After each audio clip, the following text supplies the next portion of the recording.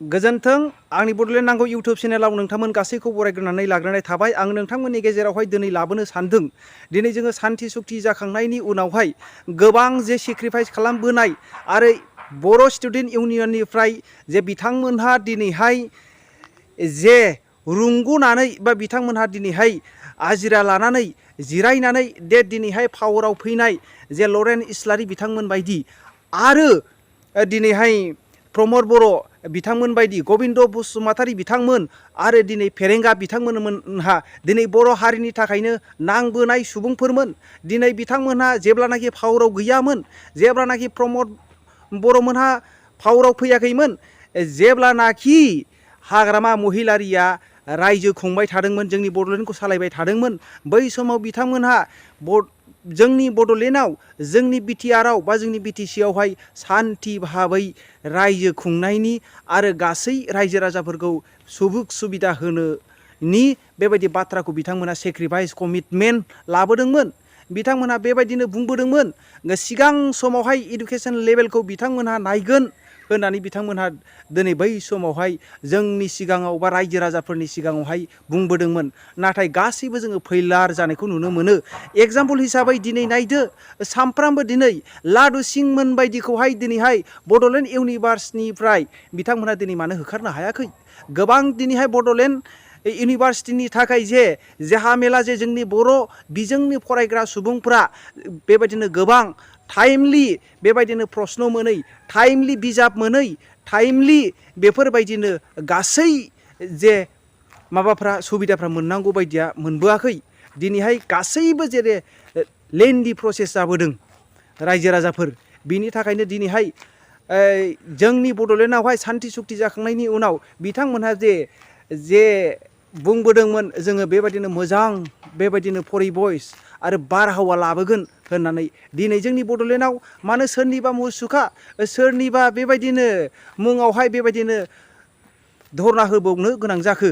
रायजो राजाफोर, बे बोसोरनै बोसोरथामनि गेजेरावनो जोङो बेसेबां जोंनि बर' हारिनि माखासे जे सेक्रिफाइस खालामबोनाय, बे सेक्रिफाइस खालामबोनाय जे जोंनि हा गैयिफोरनो हा होनो थाखाय बिथांमोना सेक्रिफाइस खालामबोदोंमोन।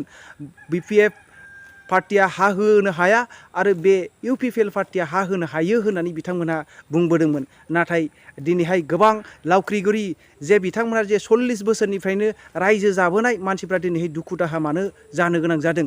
नोंथांमोना बे भिडिअखौ नायनायनि गेजेरजोंहाय आरो बे भिडिअ क्लिपखौ नायनायनि गेजेरजों नोंथांमोना कमेन्ट खालामहर, दिनैहाय बिथांमोनहा फैलार जादोंना साक्सेसफुल जानो हादों?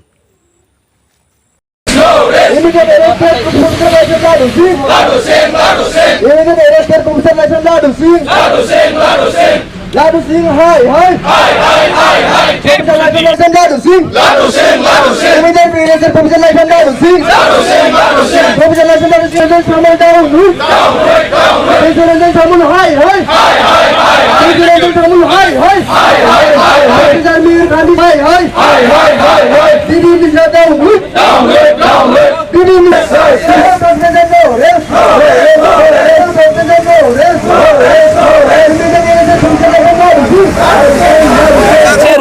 आरो बेखौ बयबो मिथिखागौ बड'लेण्ड मुलुगसोलोंसालि भाइस चेन्सेलर प्रफेसर लाइस्राम लादु सिंह बेनि एगेन्स्टआव दिनै बे हाबाफारिखौ लादों आरो 3 तारिखआव जों कन्टिनिउआस मोनसे प्रस्ताव इउनिभार्सिटिनि लांगोनायाव गेट मोखाङाव बिथांमोननि स्ट्राइक लानो थाखाय जों दुलाराय बर' फरायसा आफादा थियारि जानानै दङ। जे प्रफेसर लाइस्राम लादु सिंह दिनैसिम बयबो मिथिबाय जे बिथाङा इउनिभार्सिटिनि इन्टारेस्टआव इउनिभार्सिटि डेभेलपमेन्टनि सायाव खामानि मावनो बिथाङा गोसो गैया।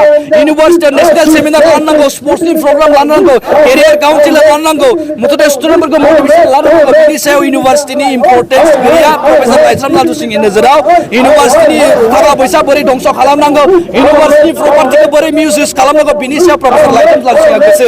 आरो मोनसे खोथाया बेनो रोखा जे प्रफेसर लाइस्राम लादु सिंहआ मणिपुरि, जिहेतु गाव मानसि, मणिपुरि मानसि, बिथाङा मणिपुरि मानसिफोरखौ बोरै लाबोनो बड'लेण्ड इउनिभार्सिटियाव साख्रि होनांगौ, बोरै पिएइचडि होनांगौ, बिनि सायाव जों खामानि मावबाय थादों।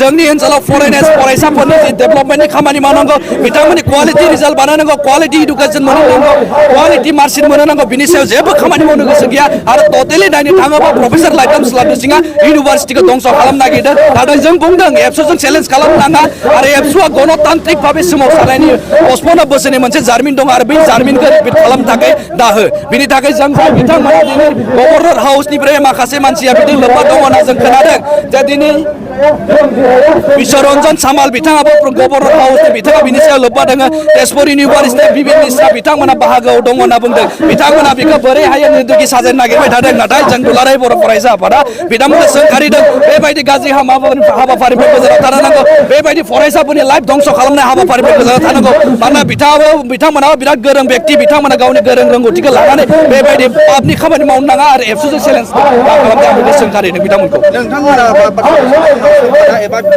बिनि एगेन्सै नुनो मोनाखै